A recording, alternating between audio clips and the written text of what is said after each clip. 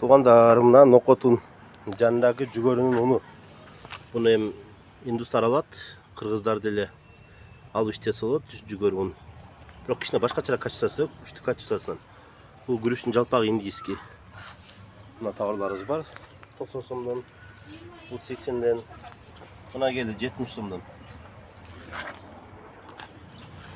Мына аябай жакшы ун чыгат.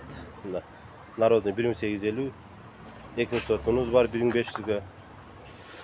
Индийский күрүчтөр бар. Курмалар келди бүгүн. Оригинал она, Фрима. У нас спагеттилер келди. Индийский чай бар, 100 грамм 60 сом болот. 100 грамм сиздер канчаны алып атасыздар? 120-95 сом алып атаса 100 граммын. А биздин 100 граммыбыз чай тартып берсем 60 сом эле болот.